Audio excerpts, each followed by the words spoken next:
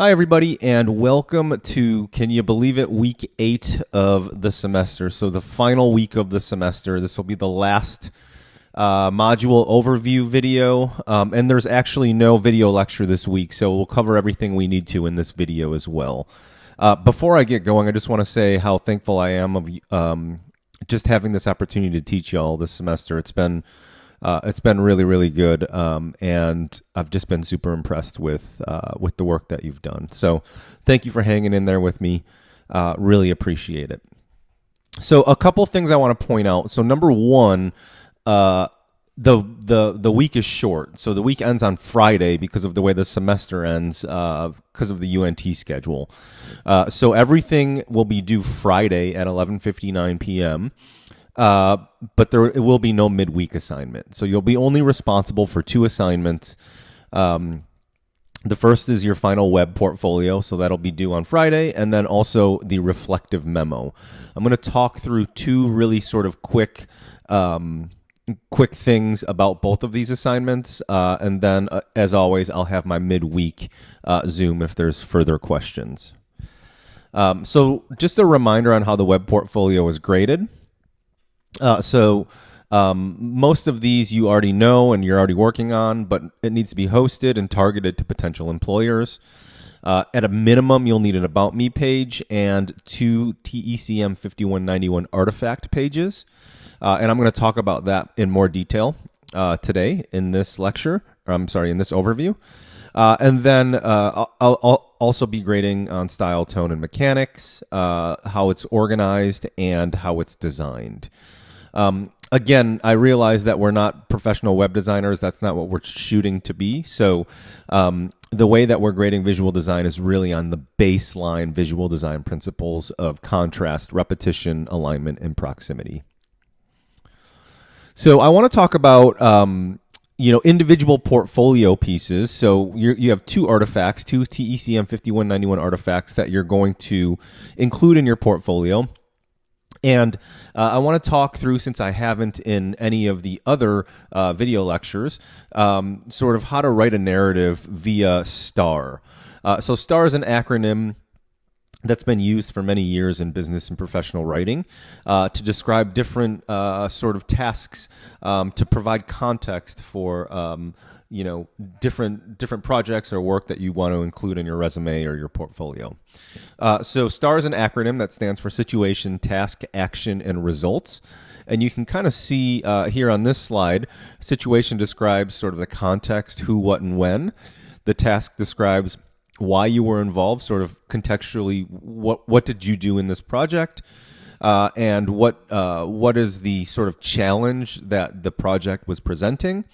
And then action is how you responded. What are the activities that you did to respond to the task? And then finally, results is how your response, the work that you did, created value. So I want to walk through a sample narrative, that we're going to quickly walk through. And so this person worked on this content strategy project, and this is how they described the project in the narrative. So you'll notice that there's these first level headings: background, why this, why now, challenge, results, and approach. Those first level headings aren't the literal tags from the STAR method. So we're not seeing situation, task, action, results in the headings, but each of these sections covers the content that would go in those categories of situation, task, action, and results. So let's quickly walk through this. This person starts with background, which is sort of the situation, right? So the who, what, where, who, what, and why questions. So CMX Media. So who is this? This is for CMX Media. And then the task is sort of described in this challenge section, right? So the editorial side of the business needed clarity, and then this person outlines, 4 bullet points of sort of what the task was, right? So to improve audience goals, to make sure that the content was meeting business objectives, so on and so forth. So that's sort of the task section. Interestingly, this narrative then goes directly into results. So this person's saying, here's what we've done to improve and address all of these things, all of these challenges that we just laid out, which I think is a good thing to do, to go directly into results.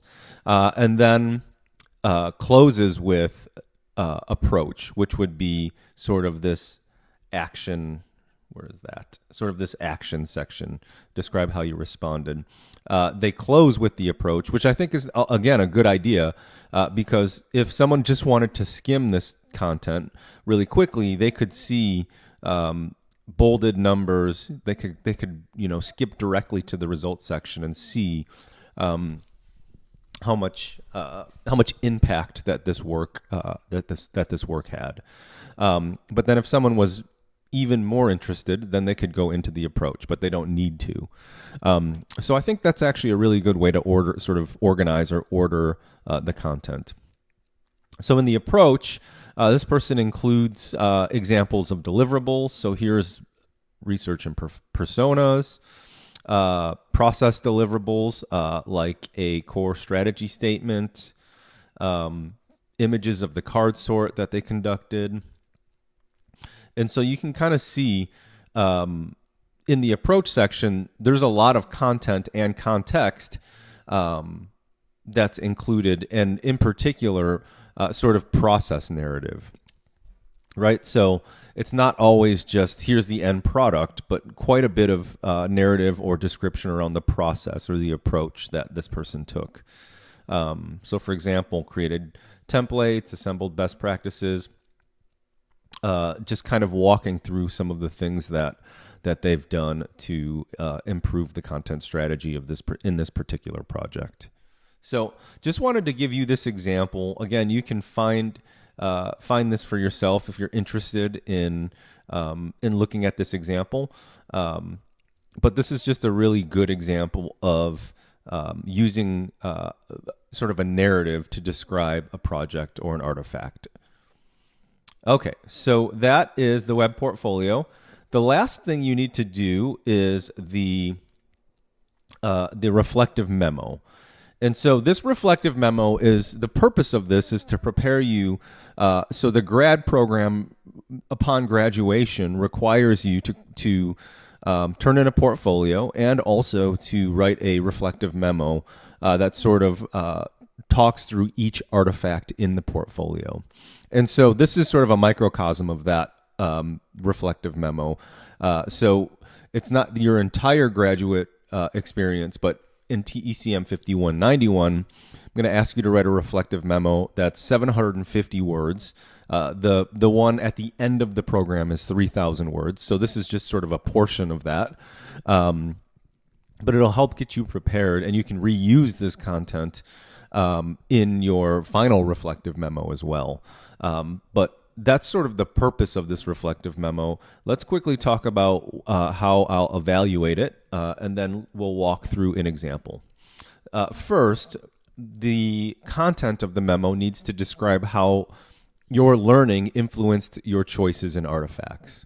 Okay, so how what we've covered this semester in video lectures, in readings, and all of the content that you've been presented this semester, how all of that learning has influenced your choices that you've made in an artifact. And I'll show you how to a couple examples of that here. You'll also need to incorporate sources. So you'll want to say how your learning has influenced your choices in those artifacts, but then you'll also want evidence-based reasoning, right? So you don't want to say, I chose to make my, I chose to use this purple color scheme because I enjoy purple, is not a good evidence-based rationale for your choices. Rather, you may appeal to maybe one of the readings on visual design or the CRAP principles that we talked through as a reason for why you chose a particular color scheme, for example. So you'll need to incorporate sources. It's 500 to 750. It says pages. That can't be right. It's words. Let's fix it on the fly here. 500 to 750 words plus your reference page. So your reference page will not be counted in the word count. And then you'll be graded on writing quality. So style, tone, grammar, all of that. And so you can look at the rubric on the assignment description for way more detailed descriptions of each of these criteria. But before I close out, I wanted to show you two things. So I wanted to first show you just a portion of the memo so you can get an idea of what we're looking for. So it'll be a memo in a memo format that is addressed to me, not to Dr. Kim, but to me. And you'll talk through the artifacts that you created in TECM 5191, and you'll reflect on them. So I want to point out a couple things. So in this example, let's just take a quick look at this first paragraph. It says, I applied what I learned from the single source project lesson, single source publishing lessons to Madcap Flare, which included, and then very specifically, what are the artifacts? A topic file and a screenshot of the home page from the knowledge base. So right off the bat, one very important thing is to point out specifically, like, what is the thing, what is the artifact that the audience for this document will be interested in. And then also to clarify the audience for this document, the audience for your reflective memo at the end of the grad program will be all of the graduate faculty. And so you can kind of think about this, even though it's addressed to me, you think about your audience as all of the graduate faculty. So they're going to want to know what's the artifact. So in this case, a topic file and a screenshot. And they're also going to want to know sort of how are you justifying the choices or the work that you've done. So we can see in this example, I specifically utilize what I learned about topic-based writing, and then a citation, and structured authoring, another citation. So that's a really good example. And then if we continue to read the second paragraph, we can see that this person expands on this idea of utilizing topic-based writing and structured authoring. So for example, one characteristic of single source authoring was making each topic have one job. This meant I wanted to make each topic fulfill only one purpose and not cover more than 2 or more actions or topics. And then they cite, again, Write 2018. So again, the idea is you want to reflect on your learning and how it impacted the rhetorical choices, the technical choices, the grammatical or writing style choices in the work that you've produced, and you want to provide evidence for those choices. So this is just a quick example. I'm not going to read you the whole memo, but you can kind of get an idea of the flavor of the memo. The last thing I wanted to do is you are going to be using in-text citations. And if you've never used in-text citation software or citation software, I highly recommend it. So I'm going to show you one that I use called Mendeley, Mendeley, Mendeley. And you can get it for Windows or for Mac. And it's really cool because it has a Microsoft Word extension on it. So I'm going to just show you how that works. Once you download Mendeley and install it on your computer, you can add this Microsoft Word extension. And this is just a random document I have pulled up, but you can add in-text citations by clicking into the Word document and going to the References tab. And if you've got Mendeley installed, and if Mendeley is running on your computer, you get this ribbon for insert or edit citation. So you can insert a citation, and that will open up the citation editor. So you can either add it here, or if you already have a library of, which you probably don't if you haven't used Mendeley before, but this is a great place to start.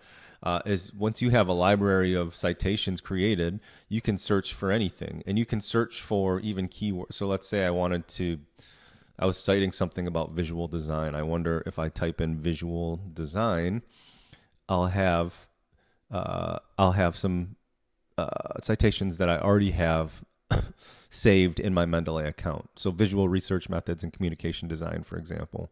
So let's say I wanted to cite that. I would just double click the, let's see, hang on. My Microsoft Word just crashed, sorry. Let's try it again. So I'm going to insert citation. And this time I'm just going to search here in this bar for visual design. There we go. And I'm going to click that, and I'm just going to click OK. And it automatically creates a citation for you. And what's really cool is at the end of the document, you can actually insert a table of contents that will not a table of contents, a bibliography that will automatically, you can see it there, that will automatically get updated based on your in-text citations. So really cool to have this software. You don't have to. I'm just showing you to help you if you want to make your life easier for this memo, and then also just for your final memo for the program. So I think that's all. I think that's everything. Thank you for hanging in there with me this semester. Y'all have been awesome. I'd love to meet you in person at some point. So if you're ever on campus, don't hesitate to stop by Auditorium 316. That's where my office is. And I hope to see you all soon on a Zoom or in person. All right, that's it.